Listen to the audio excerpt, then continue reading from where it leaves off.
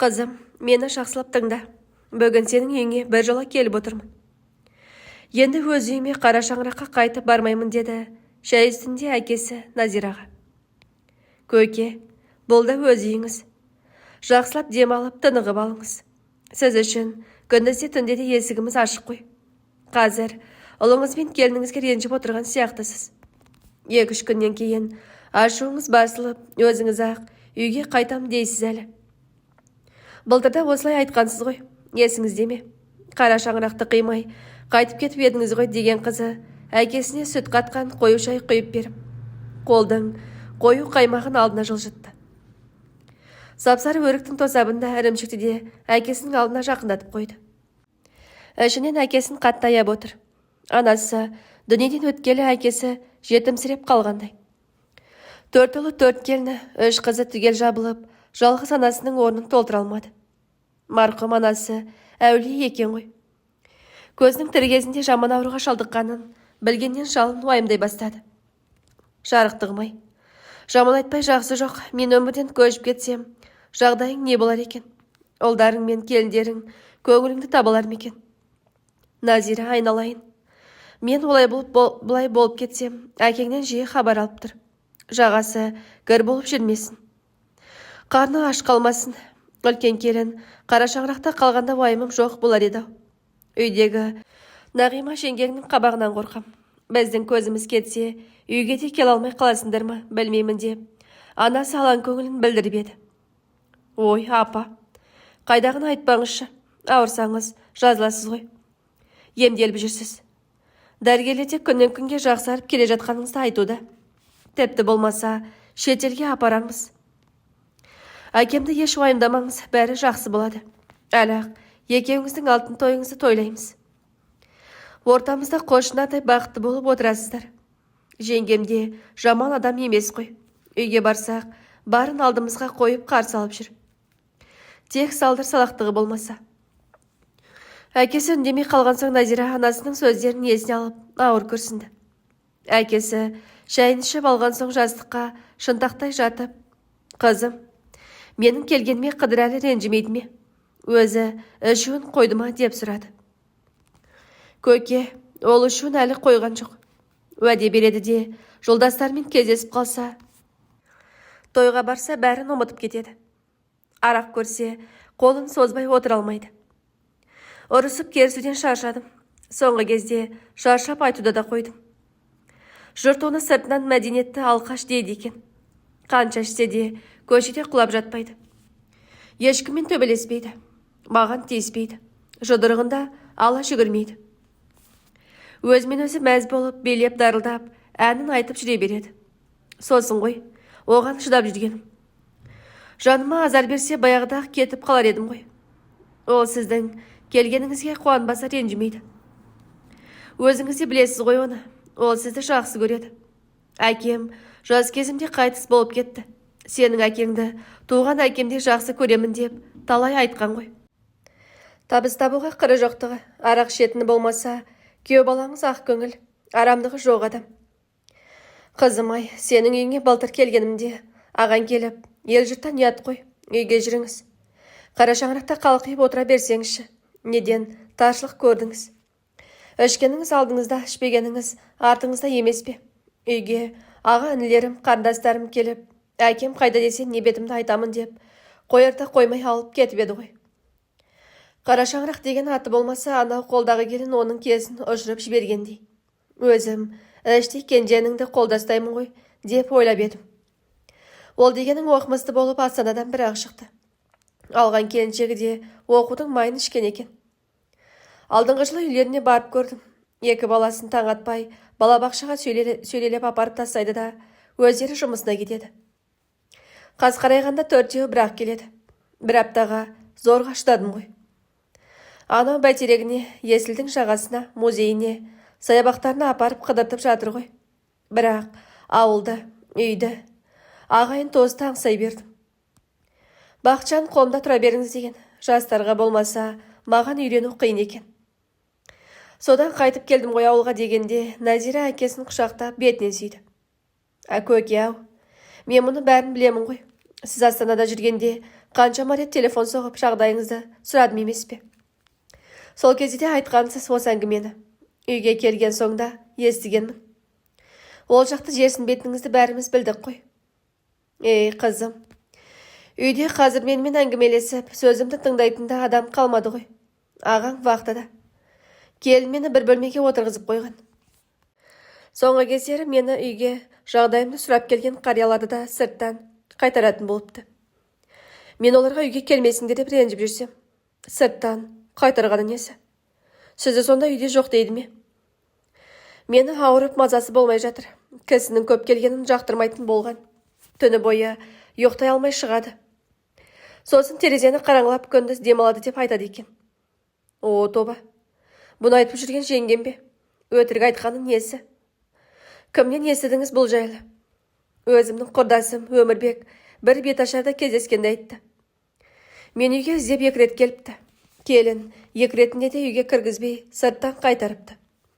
Сұмдық-ай. Жеңгемнің пейілі неге сонша тарлады? Бәріміз сол келініңіз жағдайыңызды жасап жатыр деп, барған сайын артын тартынып барамыз ғой. Қара шаңырақ қой. Келім кетімі көп, ағамның жалғыз тапқаны қай жеріне жетер деп ақшалайда, заттайда жәрдем беріп жатырмыз ғой. Анам қайтқалы мүлдем өзгеріп кеткенін сезіп те, көріп те жүрміз. Бірақ анда-санда барғанда тыныш кетейік деп, жұмған аузымызды ашпаймыз. Сонда сіз үшін, анау ағам үшін ғой. Қой, жеңгеммен сөйлеспесек болмас көке. Назира, айналайын, Құдай үшін. Оған еш нәрсе демей қойыңдар. Ол бәрін ағаңа басқаша жеткізеді. Босқа араларыңа сызат түседі. Кім жаман, қартайғанда тыныш отырмаған мен жаман боламын. Өз үйім жайлы болса, мұнда келіп нем бар? Сен менен естігеніңді әпкелеріңе де, үлкен ағаңа да, 2 ініңе де айтпай қой. Өздері іштей сезер. Анаула сөмкеде менің жеңіл жаздық киімдерім, қыздық киімдерімді алған жоқпын. Кейін алып келерсің. Екінті ауып барады екен. Мен намазымды оқып алайын. Жай намазымды алып берші. Құманың қайда деп қария орнынан тұрмақ болып қозғалғанда Назира орнынан жеңіл көтеріліп, жуынатын бөлмеге кірді. Өткенде ғана әкеме апарып берейінші деп базардан әдемі жеңіл құман сатып алып едім. Соны шайып ішіне жылы су толтырып әкесіне ұсынды. Сосын есігі көбінесе жабық тұратын қонақ бөлменің есігін, терезелерін ашып желдетіп алды. Әкеме күн молынан түсетін осы бөлмен дұрыс шығар. Кітап журнал көп оқиды ғой. 5 мезгіл намазы бар деп ойлаған ол, әкесінің киімдерін сөмкеден шығара бастады. Сөмкені ашқаннан күлімсі жаман иіс қолқаны қапты. Пакетке салынған көйлек, дамбал, мәйкілер, тазасымен кірі аралас. Кейбірі дұрыс кеппегеннен көгеріп те кетіпті. Жаңасы қайсы, ескісі қайсы ажыратып болмайды. Сарғайып кеткен мәйкілердің тозығы жеткені сонша күн көрінетіндей болыпты. Назираның жанарынан моншақ жас төгілді. Қор болған әкем-ай деп қатты күйінді. Өзі осыдан 6 ай бұрын әперген 2 майкі мен 1 көйлек қана киюге жарамды екен. Қалғандары жаңа болса да дұрыс жолмағандықтан алқам-салқамы шығыпты. Назира әкесінің ескіріп кеткен киімдерін түгел сөмкеге салды да сарайға апарып қойды. Намазын оқып алған әкесі сәл көз шырымын алды да далаға шығып. Қыдырәлі мен балалар қашан келеді? Көрші үйде бір қария бар еді ғой. Аман ба? Балтар келгенде әңгімелесіп тұрушы едік деді көршінің үйі жағына қарап. Көке, олар аптаның соңында бірақ келеді. Жылдағы жұмыс қой. Жер алып, временка салдыртып жатырмыз. Қыдырәліні босқа үйде жатқанша балаларға баз көз бол. Мен тосап қайнатып алайын деп құрылыс басына жіберіп едім. Ертең кел деп айтайын. Сіз келді десем қуанады ғой ол. Ал көрші үйдегі атаның қайтыс болғанына өткенде телефонмен Нағимаға айтып едім ғой. Сізге айтпаған ба? 40 жақында болды. 88-ге келіп қайтты ғой. Кемпірі өзінен көп кіші. Үйінде ертең кіріп, көңіл айтып Құран оқып шығасыз ғой. Естіген жоқпын ғой. Айтпаған несі? Келіп кетер едім. Ал алдынан жарылқасын. Жақсы кісі еді ғой деген көкесі күбірлеп бетін сипады.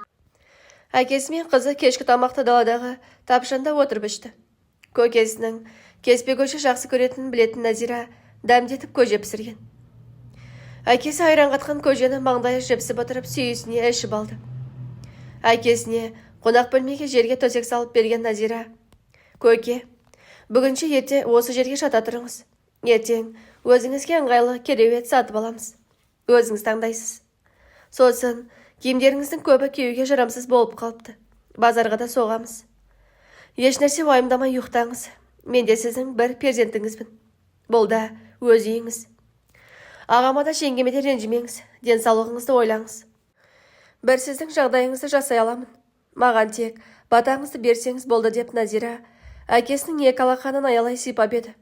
Әкесінің қызының басынан мейіліне иіскеп: «Қызым, саған екі дүниеде де разымын. Ол қызыңның рахатын, жақсылығын көр» деді даусы дірілдеген қарт әке.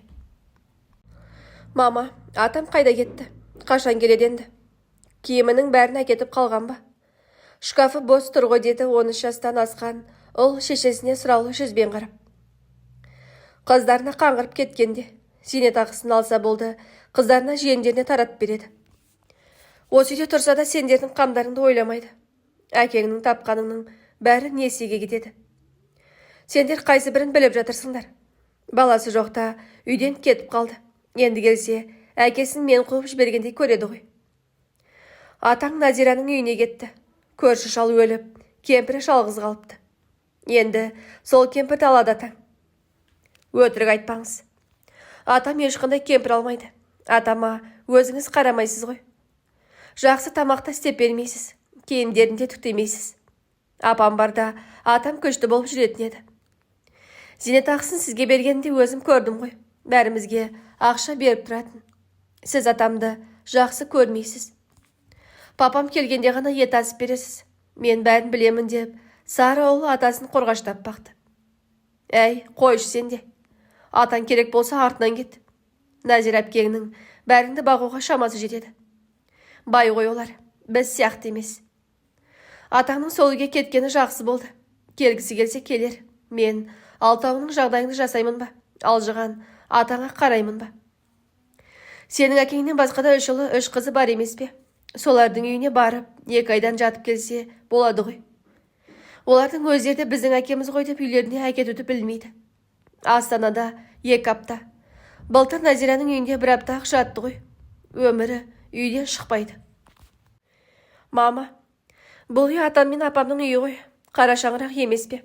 Атам қартайғанда өз үйінде отырмайды ма? Барлық аталар өз үйінде отыр ғой.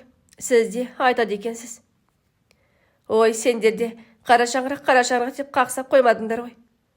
Атаңа әлі жыным келеді. Бізді бөлек шығарып, үлкен қайнағаны осы үйде алып қалуы керек еді. Оны аурушаң бізге қарайтын ұлы осы деп әкеңді алып қалды. Анау Бақытжан ағаңда Астанадан қайтпай қойды ғой. Негізі кенже ұл сол ғой. Осы үйде қалып, әкесіне қарауы керек еді. Мама, мен де кенже баламын ғой. Сонда мен үлкен болғанда осы үйде қалып, сіздерге қарауым керек пе? Иә, қарауым керек бізге. Алған келіншегің жақсы болуы керек. Келіншегім неге жақсы болу керек сонда? Енді сен үлкен болғанда ақша табамын деп сыртта, далада жұмыс істеп жүресің. Келіншегің үйде қалады. Сол кезде келіншек маған жақсылап қарап, бар жағдайымды жасау керек. Тәтті пирог пісіріп, қаймақ қатып шай беріп, киімдерімді жуып, үйдің ішін таза ұстауы қажет. Түсінікті. Мама, онда сіз неге қазір атама жақсылап қарамайсыз? Мен өскен соң жақсы келіншек алып, атама жақсылап қара деп айтамын. Атамды көлігіме отырғызып алып барлық жерді көрсетемін. Қажылыққа қанша рет барам десе де апарамын дегенде Нағиманың шекесі тырысып, баласына жақтырмай қарады. Қой, ұйықта сен. Мынаны естісе атаң ертең ақ жетіп келер. Ол шал әпкеңнің үйінде жүре берсін. Ертең төсек тартып жатып қалса менің сорым ғой. Кім келіп қарар дерсің? Сен бос қиялданбай сабағыңды оқы. Менің бұл ескі үйде тұрғым да келмейді. Үлкен болған соң қаладан жақсы үй алып, әкең екеумізді көшіріп әкетесің. Жоқ, мама. Мен осы қара шаңырақта қаламын, оқимын, бірақ ауылға келіп жұмыс жасаймын. Жаңа үй салсам дәл осы арадан саламын. Атам да бізбен бірге тұрады. Ой, Омарай, сен өскенше кім бар, кім жоқ. Атаң өлмейтін шайтан дейсің бе? 80-де емес пе қазір? Өзі де апаңның соңынан кетуге асығып жүр. Жатшы болды, миымды ашта бермей. Ертең кредитті қалай жабамын деп басым қатып отырса. Өткенде әкеңнің жіберген ақшасына тойға барамын деп көйлек пен туфли алып қойған едім. Атаңда зейнетақысын алар кезде қызының үйіне кетіп қалып, ақшасының қызығын енді қызы көретін болды. Сарол анасының соңғы сөзін естігісі келмегендей теріс қарап жатып алды. Атасы жақсы адам ғой. Мамам неге жамандай береді деп ойлап жатып ұйықтап кетті. Нағима көпке дейін ұйықтай алмады. Атасының қайынсіңлісінің үйіне кетіп қалғанына іштей қуанғанымен ақшасын қимады. Осы айда зейнетақысы қолыма тимейтін болдау деп іші удай ашып жатыр. Атасы бақандай 100 000 алатын еді ғой. Әкесінің таңғы намазынан кейін қайта ұйықтамайтынын білетін Назира таңертең ерте оянды. Көршісі сиырын енді сауып болған екен. 2 литр сүтін әкеліп пісіріп алды. Дәмді етіп отқа дайындады. Дастарханын жайнатып жасап, әкесін дәмге шақырды. Назира шай, саған ұйқы бермедім бе? Кішкене жата тұрмадың ба? Жас кезде ұйқы шырын ғой шіркін. Қартайған соң ұйқы өзінен өзі қаша береді екен. Намаздан кейін Құранымды қолға алдым. Далада біраз жүрдім. Қыдырәлі бүгін келсе, жақсы болар еді. Ішпесе әңгімесі түзу ғой оның деген әкесі төрге жайғасты. Көке, мен де ерте тұрамын ғой. Үйде жүргенде ерте тұрғызатын едіңіз ғой. Сол әдетпен күн шықпай тұрып тірлігімді бітіріп алуға дағдыланғанмын. Шаршасам, түс қайта демала саласың. Қыдырға телефон соқтым, сіз келді деп едім, тез жетемін деді. Қазір келіп қалар. Көке, бүгін жұмыс көп, жақсылап тамақтанып алыңыз деді Назира. Қандай жұмыс ол? Қызым-ау, қаусаған әкеңде не қауқар бар дейсің? Жұмысқа жарар ма екенмін мен деген әкесі қызының бетіне таңдана қарады. Көке, енді үйде құр жатпайтын шығарсыз. Базарда күзетші болып істеп көрмейсіз бе? Айлығы да жақсы. Қайтар кезде үйге анамынауда әкеле саласыз. Таңертең намаздан кейін шығып кетсеңіз қалаға жетіп аласыз ғой. Ақшамнан кейін үйге қайтасыз. Үйде отырып ішіңіз паспайды. Әрі ақша табасыз деп күлді Назира. Әкесі қызының ойнап әзілдеп отырғанын түсінбеген сияқты. Шай ішіп отырып, ойланып кетіпті. Бір кезде, қызым-ау, менің жасым 80-де, мені кім жұмыс қалар дейсің? Сосын зейнетақым бар ғой, соны сен ал. Ақша жетпей жатса деді. Әкесінің жүзі күреңітіп, дауысы біртүрлі шықты. Назира ойнаймын деп әкесін ренжітіп алғанын түсінді. Көке-ау, сізді не дер екен деп жай айтқаным ғой. Зейнетақыңыз өзіңізге, немерелеріңізге бұйырсын. Бір тиынын да алмаймын. Сіз кезінде еңбек етіп бізді асырап жеткіздіңіз. Енді сізді қартайғанда аялап бағу, қарау біздің парызымыз емес пе? Үйде отырып қаламын деп ойламаңыз. Шипажайларға барып тұрасыз ғой. Ұл қыздарыңыздың үйіне қонаққа да барасыз. Көке, енді өміріңіз өзгереді. Сосын өзіңізді 80-демін деп айта бермеңізші. Құдайға шүкір, денсаулығыңыз жақсы ғой. Өз аяғыңызбен жүріп жүрсіз. Көзіңізде жақсы көреді. Тіпті әлі кемпір алсаңыз да болады. Назира сөзінің аяғын тағы да әзілмен бітірді. Айтпақшы көке, қазір Қыдырәлі келсе екеуіңіз көршінің үйіне кіріп, көңіл айтып шығыңыздар. Ертеңгі күні Гүлжан апаны көрсеңіз, ұят болып қалар. Көршілердің бәрімен жақсы араласамыз ғой. Осы аптаның соңында қой сойып көршілерді қонаққа шақырмақшы едік. Енді ішінде өзіңізде боласыз. Сізді әлі бұл ауыл қажеке деп сыйлап, күн сайын қонаққа шақыратын болады. Әкесі көңілдене күліп, қызына риза кейіппен қарады. Осы кезде сырттан ассалаумағалейкум деп күйеу баласы кіріп келді.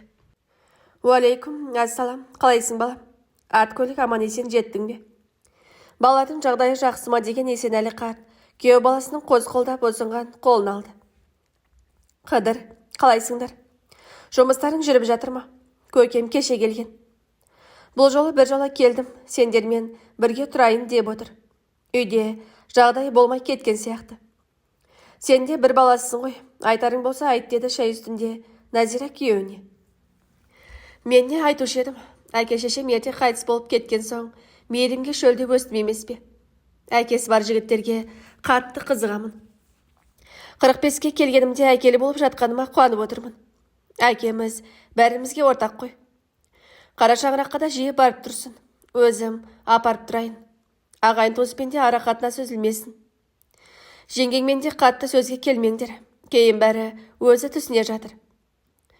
Назира, өзің білесің ғой, біздің қара шаңырақтағы жеңгеміз бұрын үлкен ағамның тірі кезінде қандай адуын деді. Қазір қандай? Шалымның інілері көздері деп біз барсақ қалай күтеді? Кеше түнде осы туралы көп ойландым. Атамды арқалап жүрсем де қызмет етемін деп шештім.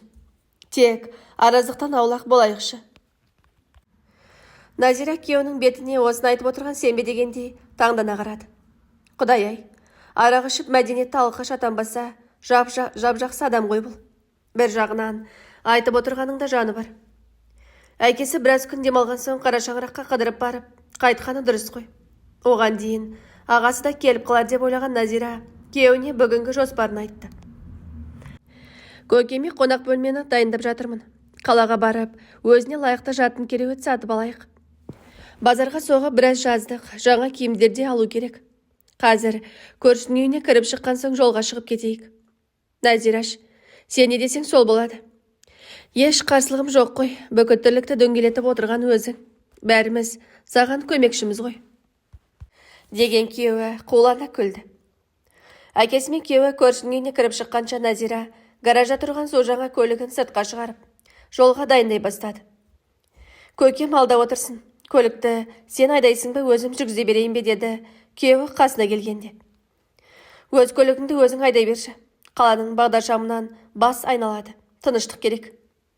Назира қалаға қарай жүйткіп келеді. Кешегіде емес әкесінің көңілі көтеріліп қалғандай. Алдына отырмаймыз деген әкесі мен күйеуі артқа жайғасқан.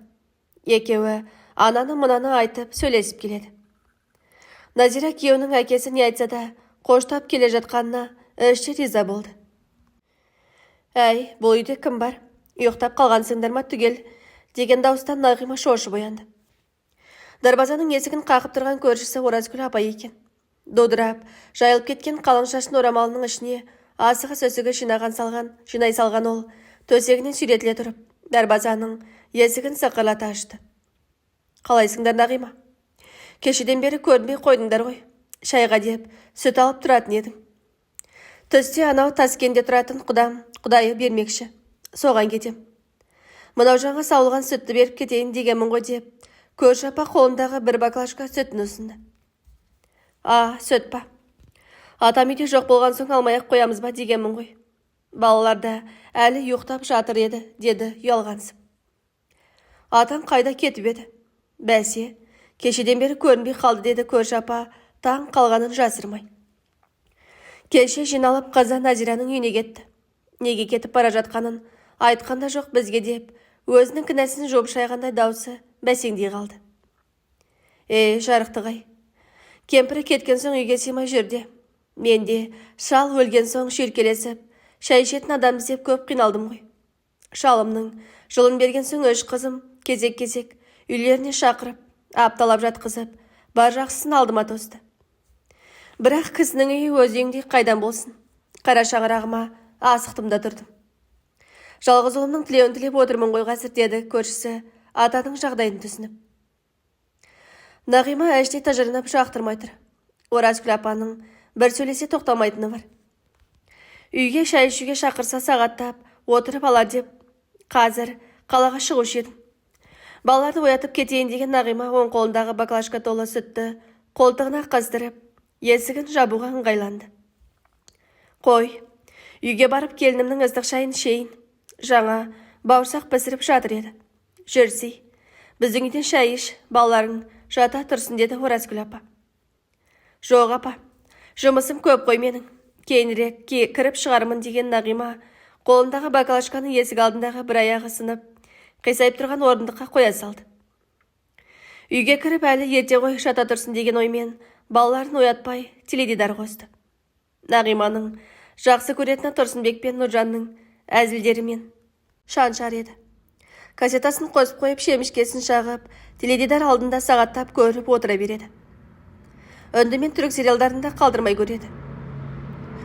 Нағиманы түнде ұйықтап жатқанында оятсаң, Әртістердің атын түгел айтып та бере алатын шығар. Олардың атын жаттауға келгенде жады мықты. Шешесінің теледидар алдынан шықпайтынын көрген қыздар да сериал көруге құмар. Үй үшін асығы сүсігі шынайды да терезені қараңғылап қойып теледидар қосады. Өзінен 2 жас үлкен әпкесі мен басқа бауырларынан бөлектеніп тұратын тек осы үйдегі сары ұл Омар ғана. Оны туғанынан әжесі бауырына басып өсірді. Атасы да оны өзіме тартқан ақылдым деп еркелететін. Шынында Омар ерекше бала. Оның сөйлеген сөздеріне кейде үлкендердің өзі таң қалатын.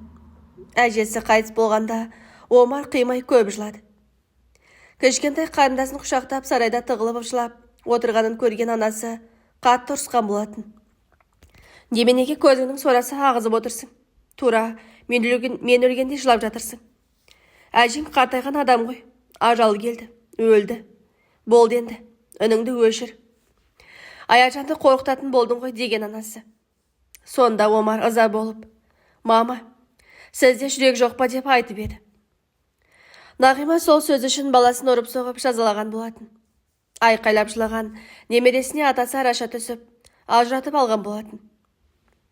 Омар бала болса да анасының жаман қылықтарына жаны ауыратын. Әсіресе анасының атасына қарсы даусын көтере сөйлеп, тамағын алдына тарс еткізіп қоя салатыны. Атасы ұйықтап жатқан кезде теледидарды бар даусымен бақыртып қоятыны ұнамайтын. Омар бүгінде теледидардың қатты дыбыстан оянды. Анасы ортаңғы бөлмеде диванға жайғасып алып, мәз болып көвен көріп отыр екен. Омар үндемей сыртқа шығып кетті. Есік алдында 2 егіз қарындасы шашып тастаған қуыршақтар мен ойыншықтар шашып жатқан. Шетінен жинап сарайдың бір бұрышындағы қорапқа апарып салды. Әжесі дүниеден өткелі Омар жалғыз қалғандай күй кешіп жүр. Бар сүйенері атасы еді. Ол да өз үйіне өзі сыймай кетіп қалды. Ал әкесі мен шешесі мұнымен адам сияқты сөйлесіп көрмепті. Әкесі вақтадағы жұмысынан келсе болды. Жолдастарымен ішіп карта ойнап кететін еді. Анасы аузына келгенін айтып, әкесін қолап жүретін. Үйге бір келгенімде тыныштық бермейсің. Енді үйге 6 айда бірақ келетін боламын деп ашуланады әкесі ондай кездер. Одан әрі кетпейсің бе? Сені сағынып отыр едім. Маған ақша салып тұрсаң болды. Маған десең, 1 жылда бірақ рет кел үйге дейтін шешесі. Омар кейде олардың ұрыстарын естігісі келмей, алдың бір шетінде тұратын досы Дидардың үйіне кетіп қалатын. Досының үйіне барса, Омар өзін жақсы сезінеді. Дидардың анасының мінезі қандай шіркін. Қашан барса, дастарханын дәмге толтырып, келе ғой айналайын. Жоғары шық деп Омарды тура үлкен адам келгенде күтеді. Дидардың әкесі мен шешесі бір-біріне күліп отырып, әңгіме айтып, тамақтарын ішеді. Омардың кішкентай ғана жүрегі осы үйде бір жылылықтың барын сезеді. Өз үйінде көңілсіз болса аяғының осында алып келетіні де сондықтан. Омар сарайдың бұрышындағы ескі кілемнің үстінде әлі отыр. Анасы таңғы шайға шақырар деп ойлаған. Бірақ бұны ешкім іздемеді. Астындағы кілемнің бір бұрышын қолмен тартқылап отырған Омардың жылағысы келіп кетті. Бұл кілемді де кеше анасы атасының бөлмесінен сарайға шығарып тастап еді. Мама, бұл әжемнің кілемі ғой. Атамның бөлмесіне жылы болсын деп төсеп қойған. Неге сарайға шығарасыз деген Омар. 40 жылғы ескі кілем ғой. Оның үстіне қазір ешкім қолдың кілемін жерге төсемейді. Қағуға ауыр. Орнына жеңіл палас сатып алып төсейміз. Әкең келген соң атаңның бөлмесін әктеп сырлап, әдеметіп қоямыз әлі деген мамасы. Әжесінің кілемін сарайға шығарып тастауға қанша қимаса да, атаңның бөлмесін әдеметіп қоямыз дегеніне іштей қуанып қалғандай болды. Атам қайтып келгенде таза бөлмеде жатады деп сенді. Ал бүгін марқұм әжесінің өз қолымен тоқыған кілемі еді деп, әспеттеп жүрген құнды дүниесінің сарайдың бір бұрышында шаң басып, ешкімге керексіз болып тұратынын ойлағанда көңілі құласып сала берді. Омар орнынан тұрып крандағы мұздай сумен жуынып, сергіп қалғандай болды. Шай ішіп алған соң, ескі велосипедімді жөндеп алайын деген оймен үйге кірсе, анасы теледидардың алдында әлі отыр екен. Әпкесі ұйқыдан тұрып жуынып жатыр. Әй, әсем, газға шай қой. Омар, сен дүкенге барып нан мен қант әкел. 10 жұмыртқа да ала сал. Пісіріп, жейсіңді деп айқайлады Нағима. Мама, дүкенге 10 мың теңге қарыз екенбіз ғой. Сәуле апа кеше айтқан. Ақша бересіз бе, деді Омар. Қарызға жаздыра сал, әкең әлі ақша салған жоқ қой. Қайдан тауып беремін мен? Омар үйінен басы салбырап шықты. Көшенің басындағы дүкенге аяғы тартпай келеді. Ішінен қатты ызалы. Мамам неге нан жаппайды үйде деп ойлады ол. Досы Дидардың үйіне барса дастарханда тандырнан, қып-қызыл бауырсақ, самса бәліш, бәрі самсап тұрады. Мамасы неше түрлі тәттіні пісіреді де жатады. Бір рет мамасының досының анасының нанын мақтап, таяқ жегені бар. Қазір дүкен мен базарда бәрі бар ғой. Керек болса сатып ала саламыз. Ыстық күнде отқа күйіп тандырнан жабатын жайым жоқ деген анасы сонда. Омар дүкенін 2 бөлке нан мен 1 килограмм шекерді, 10 жұмыртқаны қарызға жаздырып алды. Қарызды қашан жабасыңдар, деді дүкен шапай зіркілдеп. Әкем ақша салады екен, мамам соны күтіп жүр деп төмен қарап ұяла жауап берді. Нағима бала-шағасына таңғы шайын беріп болғанша сағат 11-ден асып қалған екен. Әй, әсем, ыдыс-аяқты жуып үйді жинап, терезені қараңғылап қойыңдар. Күн түсіп, үй ысып кетеді. Омар, сен балаларды далаға шығар, біраз ойнасын. Итке су бере сал. Тамақты кешке құярсың деп, 2 үлкеніне тапсырманы үйіп төгіп берген Нағима тағы да теледидардың алдына барып созыла жатты. Енді ол үндінің 2 сериалын көріп болмай, орнынан қозғалмайды. Назира көлік жүргізуді үйде жүрген кезінде үлкен ағасынан үйренген еді. Кішкентайынан өжет болып өскен қарындасын ағасы Нұржан өте жақсы көретін. Аға, мен де машина айдап көрейінші деген өтінішін жерге тастамай күніге жұмыстан кейін үйретуді қолға алған. Тумасынан зерек, еш нәрседен қорқуды білмейтін қыз 2-3 айда көлікті шебер жүргізетін болды. Кейіннен оқып жүргізуші куәлігін алды. Әкесі қызына да күйеу баласына да риза болып келеді. Қартайған адамда кішкентай адам бала болып қалады екен. Көптен бері көлікке мініп қалаға шықпаған еді. Жол бойындағы қаз-қатар тізіліп салынған биік үйлерді көріп, Назира шау, мұна өзі біздің Шымкент пе? Қалай өзгеріп кеткен? Өзі тіпті үлкейіп кетіпті ғой, дейді таңданысын жасыра алмай. Назира әкем көрсін дегендей қаланың кең де көрікті көшелерімен жүріп келіп, жиһаз сататын салонның алдына келіп тоқтады. Көке, жүріңіз. Ең әуелі сізге ыңғайлы кереует сатып алайық. Өзіңіз таңдайсыз, деді Назира. Қызым-ау, сенің жаман әкеңе жаңа кереуеттің не қажеті бар? Мен төрімнен көрім жақын қалған адамын ғой. Жерге де жата берсем болады ғой. Ұлдарың ержетіп үйленгелі отыр. Ақшаларыңды маған емес, соларға бір нәрсе әперсеңдерші. Көке, әр адамның өз несібесі бар ғой. Олар қазір өздері де еңбек етіп жүр. Сосын мен бір нәрсе айтсам орындамай қоймайтынымды білесіз. Мен сізді қуанқым, сізден көп бата алғым келеді, көке. Енді ішке кірейік, деді Назира. Қадыр сөзге араласқан жоқ. Әйелінің айтқанын қайтпайтынын және көбіне дұрыс шешім қабылдайтынына ол үйренген. Жиһаз салонына кірген Есенәлі қария бірден бір кішкене кереуетті көріп, әй, Назираш, мынаны ала сал, ақшасы да арзандау екен, деді. Көке, жүріңіз, аралап көріңіз, ең қымбатын жақсысын таңдаңыз. Сіз менің әкемсіз, бар жақсыға лайықсыз, деді қызы. Арада 1 сағат өткенде күйеуімен ақылдасқан Назира әкесіне Беларустың таза ағаштан жасалынған қымбат жатын бөлме жиһазын сатып алды. 3 сағаттың ішінде үйіңізге апарып өзіміз құрып береміз дегенге тіптен қуанды. Көке, есіңізде ме? Менің артымнан дүние бүлік апарамын деп анам екеуіңіз базарды, дүкенді қоймай аралаушы едіңіздер. 2 әпкемеде анам жасауын жайнатып жасап еді ғой. Өздеріңізде болмаса да бізде болсын деп үшеуміздің де ине жібімізге дейін түгелдеп бердіңіздер. Анамның өз қолымен құрақ көрпеше құрап, көрпе тіккенін қалай ұмытайын, деді көлікте келе жатып Назира. Қызым-ау, ол күндер ұмытыла ма? Барлық ата-ана қызының барған жерінде баға ашылса деп ойлайды ғой. Біз де сен үшеуінің барған жерлеріңе тастай батып, судай сіңіп, кетулеріңді Алладан тіледік қой. Жұрттан асырып, Дүние бермесек те ешкімнен кем қылған жоқпыз. Анаң бешері көзі жұмылғанша қыздарым деп өтті. Келіндерін де жақсы көрді. Анау үйдегі келін қанша жаман қылық көрсетсе, жаманын жасырып ұстаушы еді ғой. Кемпірім өлген соң 1 жылдың ішінде-ақ қара шаңырақтың қандай күйге түскенін өзің көріп отырсың. Алла санасына бермесе қиын екен ғой. Қасиеттім-ай, үйді үй, шайды шай етіп отырған сол шекеде қара кемпірім екен ғой. Мені артында қалдырып жетімнің күйін кештіріп кеткенін қарасайшы оның. Алланың жазуы шығар. Деген әкесі кемсеңдеп бет орамалмен көзін сүрте бастады. Әкесінің көңілі босағанын көрген Назира әңгімені басқа жаққа бұрды. Көке, сізбен осы қалаға күніге келіп жатқан жоқпыз ғой. Қазір үшеуміз жақсы бір кафеге барсақ. Тамағы да тәтті, іші таза. Арақ шарап ол кафеде мүлдем қойылмайды. Тыныш жерде орналасқан. Барайық ата. Назира бізді күніге кафеге шақыра бермейді. Оның үстіне сізге су жаңа мебель алып жатырмыз. Жуу керек қой қымызбен деп, қадырды әйелін қоштай кетті. Ол жерде қымыз бар ма екен?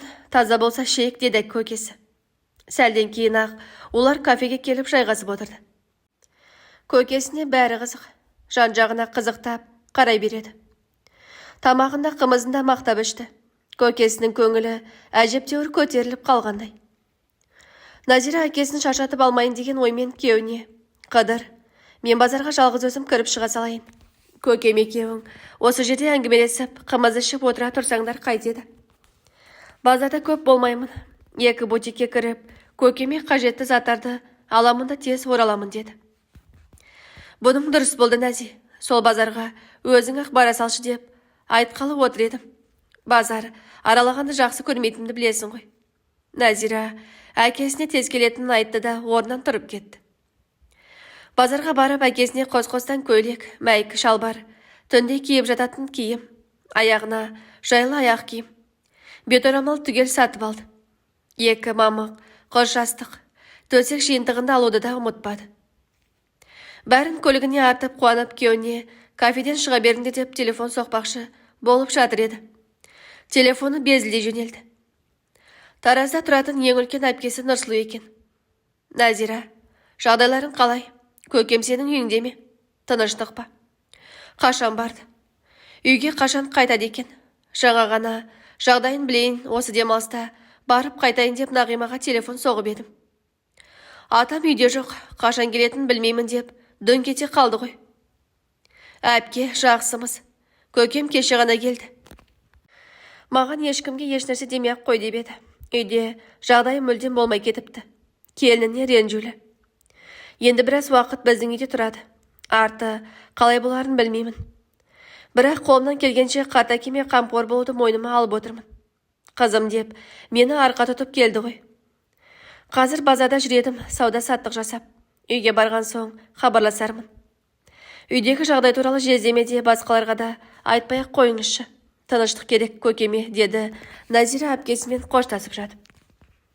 Үйге келген соң Назира әкесіне сатып алған заттарын көрсетті. Әрқайсысын бір ұстап көрген әкесі: Қызым-ау, Алла разы болсын саған.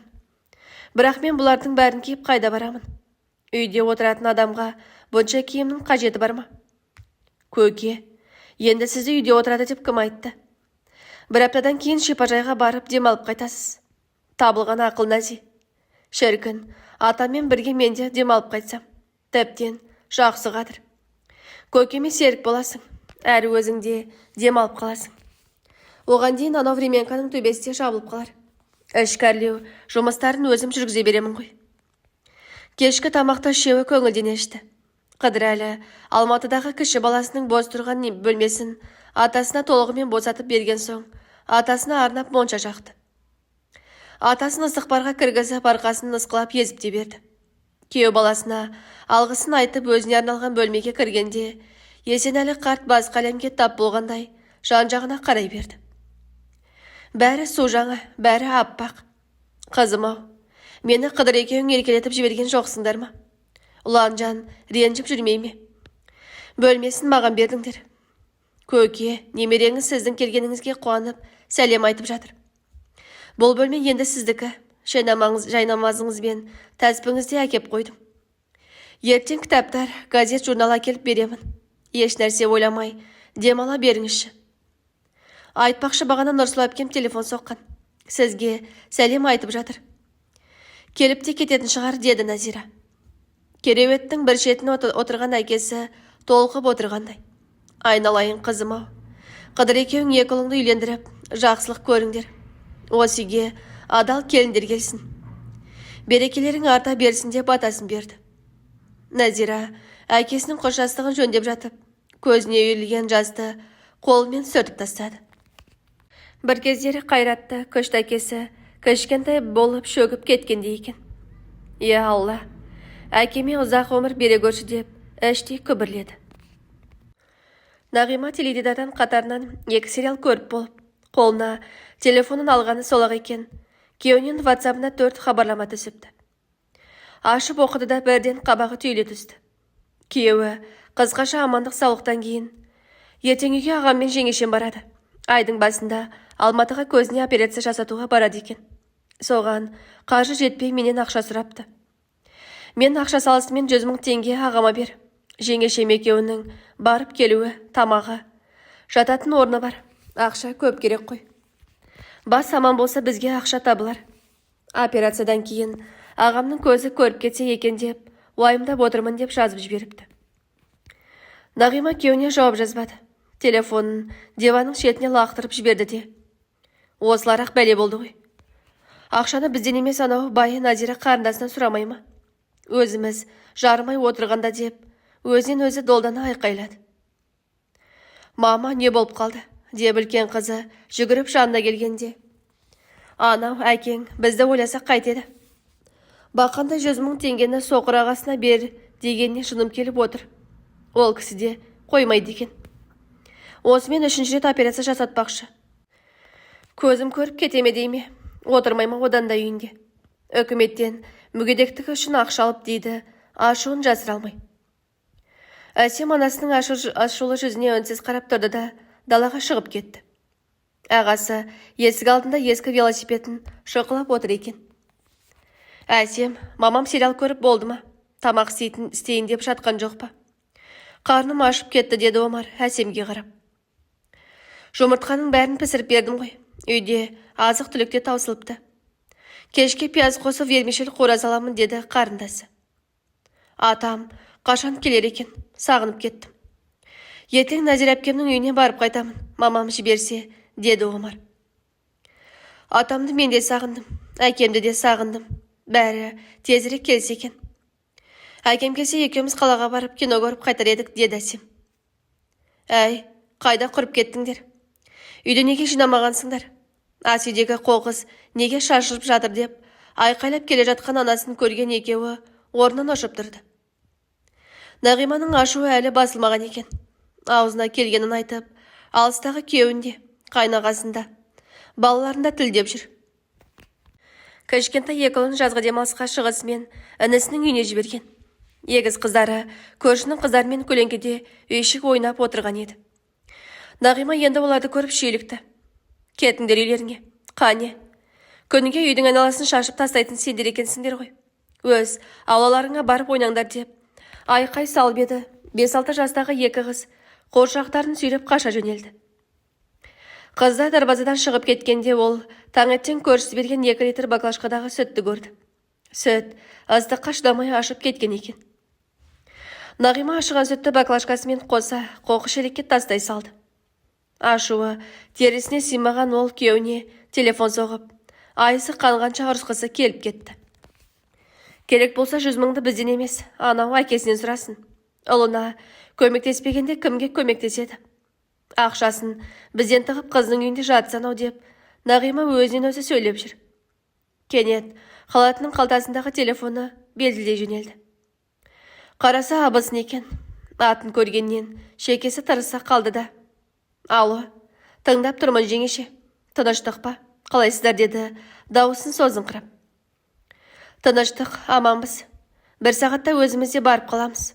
Үйде екенсіңдер ғой, деген абысыны бұның сөзін күтпестен телефонын өшіріп қойды. Өмірі жау қуып келе жатқандай азығы сөйлесе досы. Ақшаның есі шыққаннан жетіп келмекші. екеуі деген Нағима жұлқына басып үйіне кірді. Әй, Омар, Әсем, тез тапшанға төсеңдер. Сапар ағаларың мен Ғалия жеңешелерің келе жатыр. Сосын Омар дүкенге барып тағы да жұмыртқа әкеле салшы. Вермешел қуыра салайын. Мама, бағана қарызды түлеңдер деген. Қалай барамын енді? Қайта-қайта қарызға ала береміз бе? Әкем, ақша салғанда базарға барып көп азық-түлік әкеліп қояйықшы деген Омарға анасы. Онда Әсем бара салсын. Сен сияқты емес ол. Түсіндіріп айталады. Ертең әкең ақша саламын деді ғой. Қарызды да жабамыз. Сендерге киім де азық-түлік те аламыз. Әкесінен ақша келетінін естіген Омар мен Әсем қуанып кетті. Нағима вермешелін майға сақырлатып қоруға кірісті. Дүкенге кеткен қызы да жылдам оралды. Мама, нан, печенье, конфет те алдым. Жеңешендер келсе ұят қой деп. Жұмыртқаны суға пісіре берейін бе? Ой, неменен алдың? Олар ана-мынауын өздері ала келеді ғой арқаланып. Осы үйде аштан қалатындай деді шешесі. Расында Ғалия Қарашаңыраққа келгенде ешқашан құр қол келген емес. Бір пакетін толтырып, атам мен балалар жесін деп шембі-шидегін, қолдың сармайын, айран сүтін тандырға жапқан нанына дейін әкелетін. Ол марқұм енесіне, атасына ісімен, мінезімен жаққан келінеді. Енесі Ғалияны қолынан шығарғысы келмей, ұзақ уақыт ұстаған болатын. Ғалия Қарашаңыраққа келген сайын өзінің алғаш келін болып түскен кезін. Перзентханадан жаңа босанып келгенде енесінің өзін қолын суық суға салдырмай, қалжалап, қалай көткенін асқан бір жылылықпен еске алып, жолдас екеуінің жастық күндері өткен үйдің әр бөлмесін сағынышпен бір аралап шығады. Сосын осы Қарашаңырақта бірер жыл сыйласып тұрған келіні Нұржамал есіне түседі. Шіркін-ай, қасы көзі қиылған, мінезі жібекте сол келініне Құдай бір перзент бергенде, ол қазір Қарашаңырақты жайнатып, атасын алақанына салып аялап отырар еді-ау деп ойлағанында іші өртеніп кеткендей болады. Нұржамал Қарашаңыраққа Ғалиядан кейін түскен екінші келін еді. Қайнысы Ерлан екеуі сүйіп қосылған. Екеуі 10 жыл бірге тұрды. Араларында бала болмады. Талай мықты деген емші мен дәрігердің алдына барып емделіп көрді. Жеңеше, енді не істеймін? Үмітім үзілді ғой. Кінә менен екен. Ерланның басын босатуым керек шығар. Мен деп, ұрпақсыз өтеме деп, етегі жасқа толып еңіреп жылағанда құшақтап отырып жұбатушы еді. Ерлан Нұржамалды жіберуге қимаған соң енесімен, Сапармен ақылдасып, екінші ұлын келіннің бауырына салып берген күнін ұмытама. Екеудің көз қуанышы болып, құлдыраңдап жүгіріп жүрген сол ұлынан 3 жасында ойда жоқта айырылып қалып, Нұржамал екеуі зажылап қалып еді ғой. Шомылуға кетіктеп кешке қарай баласының жансыз денесін көтеріп келіп тұрған қайнысын көргенде Ғалия естен тана құлаған. Нұржамалда есінен айырлардай болып боздаған. Сонда атасы мен енесі өздері қанжылап отырса да, екі келінін сабырға шақырып, сөзбен тоқтатып еді. Ұлдың өлімінен кейін Нұржамалдың үміті бір жола үзілгендей болып, аз су ішпей жатып қалды. Қатты күйзелді. Бір күні үйіме барып келейін деп, ата-енесінен сұранып кетті де, сол күйі қайта оралмады. Ерлан қанша барса да жібімеді. Сен қайтадан үйлен, сен перзент сүйіп бақытты болуға тиіссің.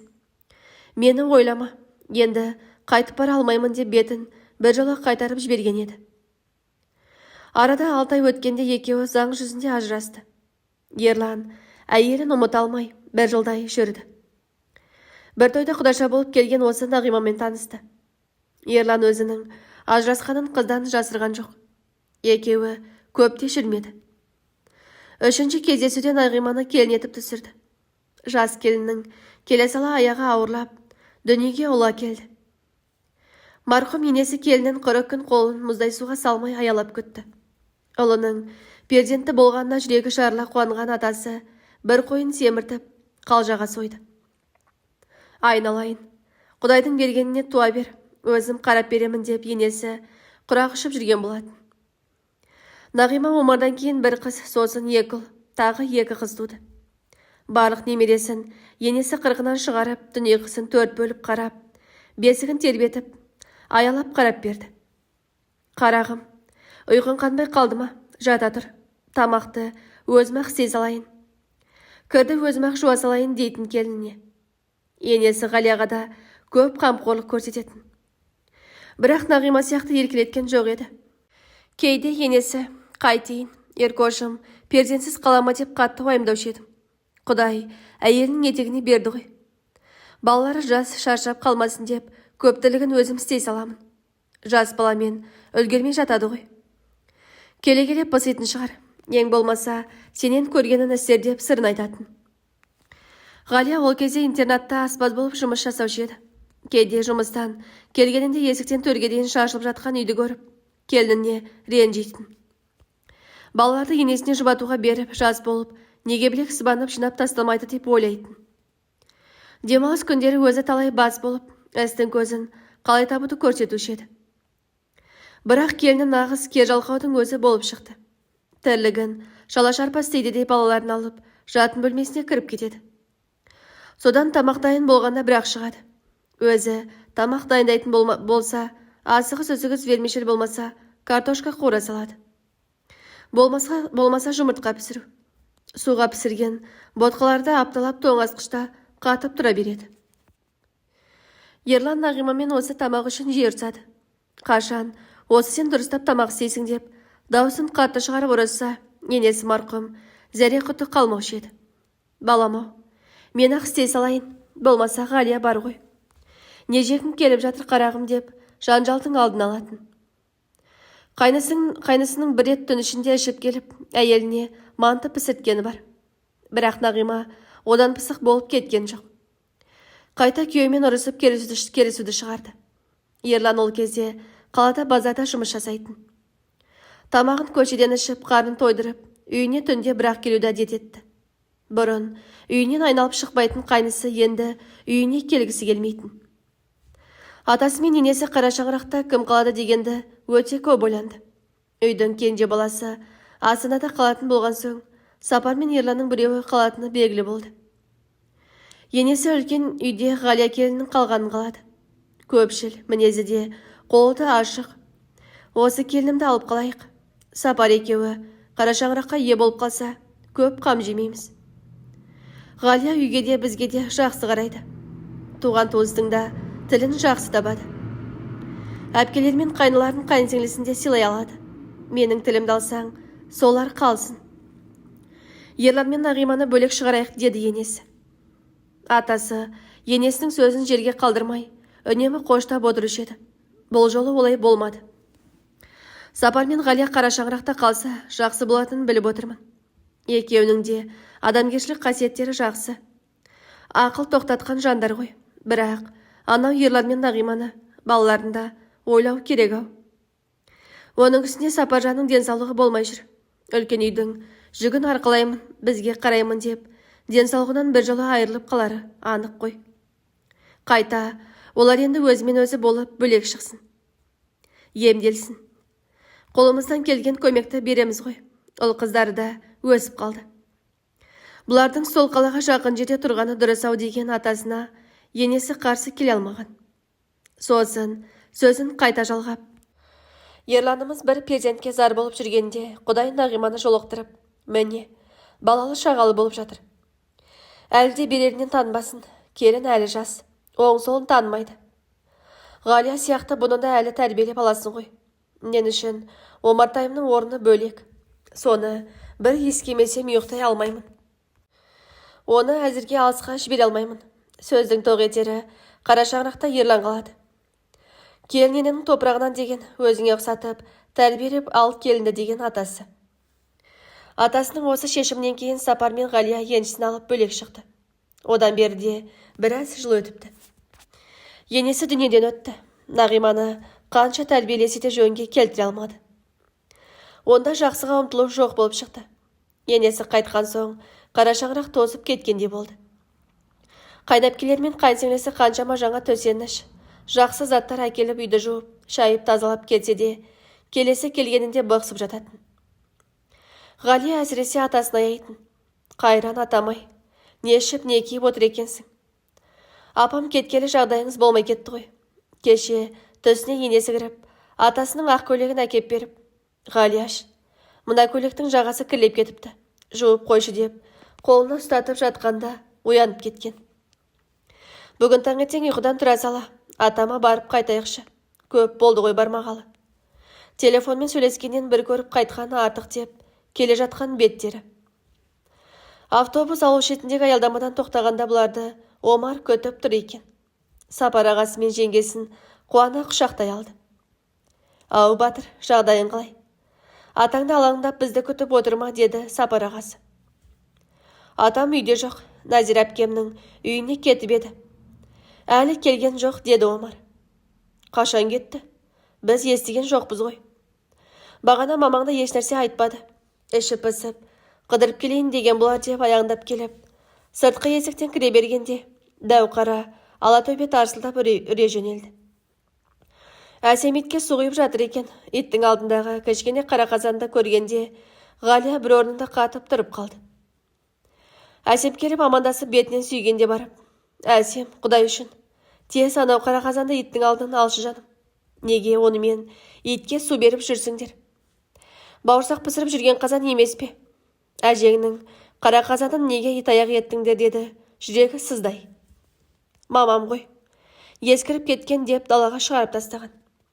«Жаңасын аламыз деген өзі» деді Әсем қазанға бұрыла қарап. «Барып алды, ішін бір жуып сарайға апарып қоя салшы. Сендерге керек болмаса, мені қалып кетейін. Жалпы, Әсемжан айналайын, есіңде сақташы. Тамақ пісірген қара қазанды ешқашан итаяққа айналдырмайды. Қазанға ас пісіреміз, нан пісіреміз. Енді сол қазанды иттің алдына тастай салсақ, үйдегі ырыс несібенің бәрі далаға шашылмай ма? Құты қашпай ма? Есіңде болсын. Қазанды иттің алдына қоймақ түгілі, қалған тамақты қазанымен әкеп итаяққа құюшы болма. Қазаннан басқа ыдысқа құйып, сосын барып итке құй. Жарайды ма?» деді Ғалия Әсемнің шашынан сипап. «Жарайды жеңеше. Бізге мамам бұндай әңгіме айтпайды ғой. Ескі нәрсенің бәрін лақтырып таста, өртеп жібер» дейді. Ескінің де ескісі бар ғой. Кейбір ескі заттарды өңдеп, жөндеп қалпына келтіруге болады. Ескі болса да құнды заттар болады, соларды сақтау керек. Мысалға, мына ескі үйді де бұзуға болмайды. Бұрынғының адамдары осында ескі үйін бұзбай, бөлек шыққан келіндер қыдырып келген сайын босаға кірген бойда әруақтарға сәлем салып, оң аяғымен аттап кірген. Біз де сол үрдісті ұстанып келеміз. Қара шаңырақты бұзбасаң, ырыс несібең мол болады. Осыны ұмытпа ботам деп құшақтай бергенде, «Жеңеш-ау, келе салып, Әсемге лекция оқып жатырсыз ба? Бұларда ми жоқ қой. Есілдерді телефон. Қазір айтқанды қазір-ақ ұмытып кетеді. Қайдағы жоқ әруақтарды айтып жатқаныңыз не?» деді өтірік күле қызын үйіне қарай итермелеп. Абысына жақтырмай қарап, «Амансыздар ма? Немене, 2 айдың ішінде түгіңіз қалмай азып кетіпсіз» деп тілімен шымшып, сампылдай сөйлеген Нағима Ғалиямен құшақтасып амандасты. «Сіздер келеді дегеннен үй тазалап, тамақ істеп дайындалып жатырмыз. Жайғасып отырыңыздар» деген Нағима тапшанда жайылған дастарханға майға әбден қуырылған вермишелін әкеп қойды. Бетіне піскен 5 жұмыртқаны бүтіндей қойыпты. Бағана ғана келінінің пісіретін сүйекті тағамдарын есіне алған Ғалия вермишель мен жұмыртқаны көргенде еріксіз мырс етіп күліп жібере жаздады. «Көкем шай кетті ме Назираға?» деп сұрады шай үстінде Сапар. «Білмедім. Аяқ астынан жиналды да кетіп қалды ғой. Тіпті ешқайсымызға еш нәрсе де айтпады. Бұрында бір апта жатып келіп еді ғой. Келетін шығар деп отырмыз». «Көкем келеді ғой. Қара шаңырақтан қайда барар дейсің? Келесі аптада Алматыға көзіме операция жасатуға бармақшы едім. Көкемнің батасын алып жолға шығайын деп ойлағанмын. Ерлан хабарласты ма бүгін?» «Иә, WhatsAppқа сізге ақша бер деп жазып жіберіпті. Өзі сыртта жүрген соң еш нәрсе білмейді ғой. Дүкеннен нанды күніге қарызға алып отырмыз. Атам пенсиясын бізге бермейді, өзі жаратады. Банкке несие төлейтініміз тағы бар. Ерланның осы айлығынан атамның бөлмесін жаңартып қойсам деп ойлап едім. Енді не боларын білмеймін». «Солай ма? Онда басқа біреуден қарызға ала тұрармыз. Сендер Қиналып қалмаңдар дей бергенде, тамақтан алсаңыздаршы, үйде ет болғанда асар едім, сіздер бір келгенде деп сөзін бөліп жіберді. Ниетіңе рахмет, ертең ерте қайтамыз ғой, демалыс қой. Омар біздің үйге жүрсін, бізбен бірге атасына барып қайтсын, деді Ғалия. Омар қуаныштан күлімдеп атамды көремін деген ойы түні бойы ұйықтатпады. Жалғасы және соңы келесі бөлімде.